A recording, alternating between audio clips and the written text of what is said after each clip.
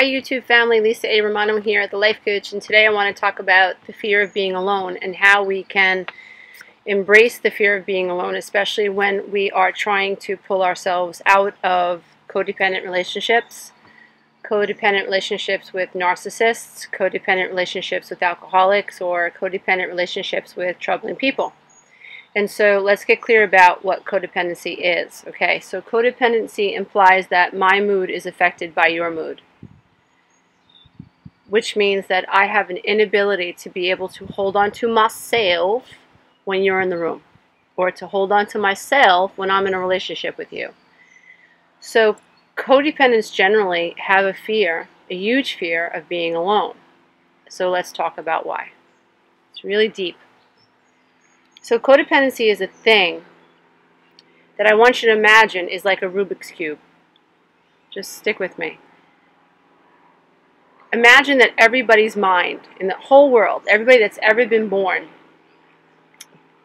gets a Rubik's Cube when they're born, and the Rubik's Cube is the brain.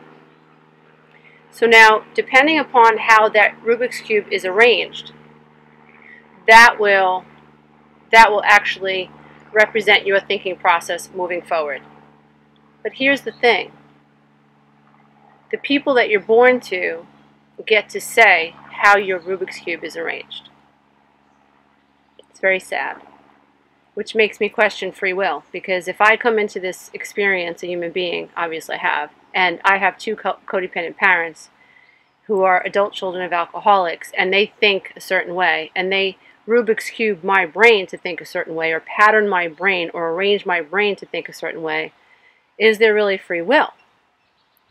But I digress. But one more thing.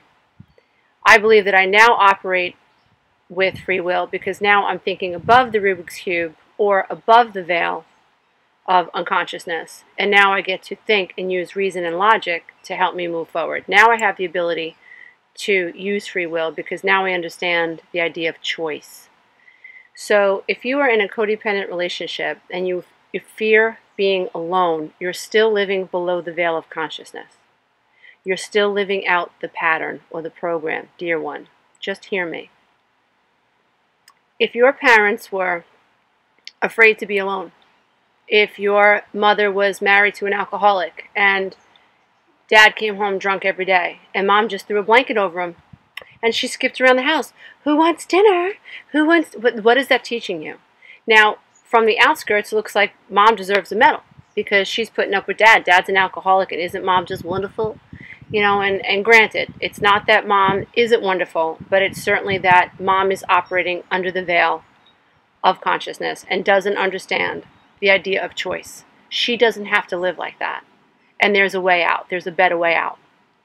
But when you come from an abusive home, so if mom is the adult child of an alcoholic, mom has not been or had her Rubik's Cube of her brain arranged in a way that allows her to think beyond where she's thinking.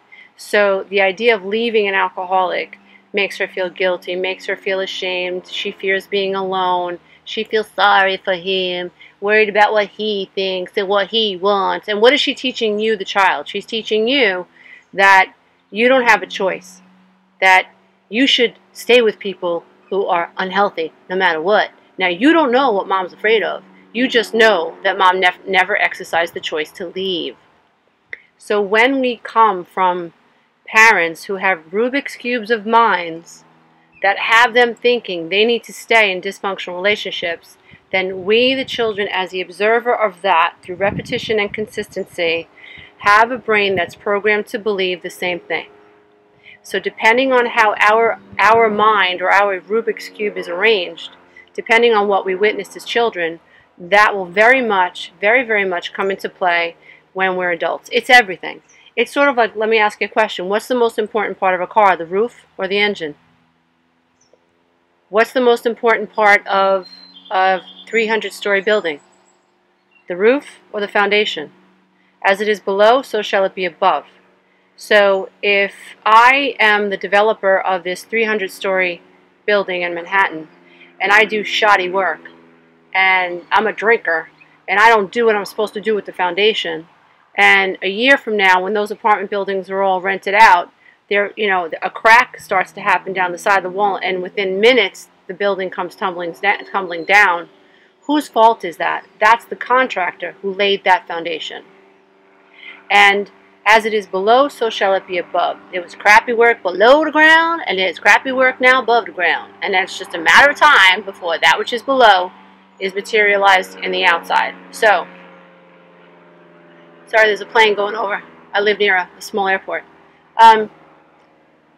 So let's getting back to facing the fear of loneliness. Let's understand why we fear being alone. We fear being alone because our parents probably taught us to fear being alone. The other issue is that if your mother and father never helped you objectify the self, then you don't know you're never alone. You don't know that with you wherever you go is this divine human being or divine being called the self. So what we do as children of the dysfunctional, and just in general as I think as a species, and I think that's where we're able to be controlled by television programming, radio programming, advertising, and all that. We actually have a sheep mentality because the average man doesn't question the way he thinks. Doesn't do it. And so we make very good consumers, those of us who are depressed and obese and have diabetes and get cancer and get sick, because in not taking care of ourselves, we become producers and consumers, and thus people make money off of us. Whether it's the diet industry, or whether it's the porn industry, or whether it's we have to have the latest fashion trend. Whether it's plastic surgery or whatever, we become very good consumers and producers because we don't think about the way we think. We just watch something, we gotta have it. And that's how we are as children. We're watching mommy and daddy, and then we become that. So if mommy's afraid to leave daddy, then the idea that's imprinted in our head is that we need somebody. If our mothers, lots of times our mothers enmesh with us, or our dads enmesh with us, so there's no separation, there's no individuality. If trust is not gained early on, if I don't know that you love me because I'm me, and I as a child learn to believe that I am lovable if I jump through a hoop for you, then love is conditional. And so then I'm taught that I'm not enough on my own, and I need someone else to play off of to get that sense of enoughness from. So we fear being alone because if I'm alone, who am I going to get my sense of validation from? Who am I going to get my self-worth from? Who am I going to jump through a hoop for? So we fear being alone because of our programming. So if mother and father did not attach to us and we didn't learn that we were enough on our own, that we have a divine being inside of us, then we are afraid to be alone because it feels scary. We haven't learned to objectify self. If we have learned that our value comes from pleasing others, where is our value if we have to be by ourselves? Who are we jumping through a hoop for? There's no reason. We have no reason to live if we don't have someone to perform for. It's so effing sad, dear ones, and we don't have to live that way. If we had parents who were codependent and mom feared leaving dad, we didn't know what the hell she was afraid of. We just know she didn't leave him. So the message is, don't leave him. So, and what do nice codependents attract? They attract narcissistic people whose agenda it is to keep you below them and keep you taking care of them.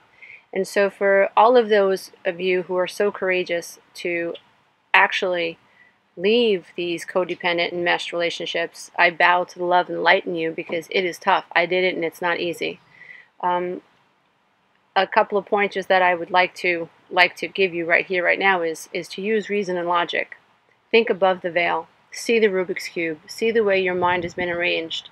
And then choose logic and reason. You can't be happy if you feel like love is something that you have to chase. You cannot be happy if you keep attracting narcissists. You can't be happy with another person if you're not honest with that person about who you are, because you'll never feel seen. And you'll say, he can't see me. He don't appreciate me. She don't appreciate me. Well, who's me? Who's showing up at the kitchen table? Because if you are hiding your true self, it's not your partner's fault that they don't know you. So we have to embrace the self. If you keep watching my videos, you'll understand how to separate the subconscious mind, which is the feeling mind, from the thinking mind, which is the think you think it with the conscious mind is the thinking mind, and then above that is the observer self, is the being that or the part of self that is able to observe the Rubik's Cube. So let me ask you something. I just want to leave you with this. Just hear me out, dear ones. If you are saying to yourself, I'm afraid of being alone, who is observing the feeling of being alone within you? Think about it. Who is doing the observing of the pain that you are experiencing of being alone? That's number one.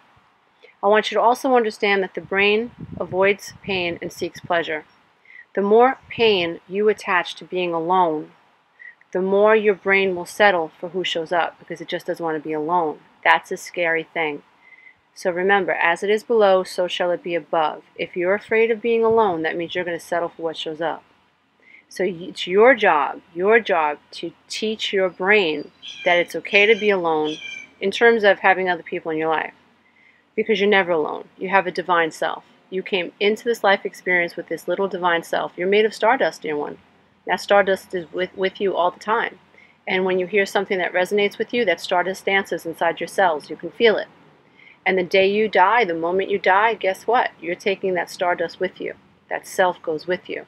You don't have to prove yourself worthy of anyone. You're worthy. You're worthy. But in the programming will tell you, you do have to prove yourself worthy. And what will happen is you'll seek other people's approval. So here we go, 360, come back to what codependency is. My mood is affected by your mood. When you learn to love the self, you're okay, no matter what's going on around you. You might be sad, but your mood and your general well-being isn't affected by how other people are doing. You learn to allow people to be, even when they're not allowing of you. You learn to say, I'm okay even if you're not okay, and I'm okay even if you're not okay with me. Dear ones, I hope this video has been helpful. Thank you so much for reaching out. Kisses and kisses and kisses to all of you who are courageous enough to end these codependent relationships and begin breaking these karmic patterns in your family. It's time, dear one. This is the time. We can do it. This is the generation. This is the generation that can do it, that can break these patterns and bring more love and light into this planet. I bow to the love and light in you again, dear ones. Namaste. Bye.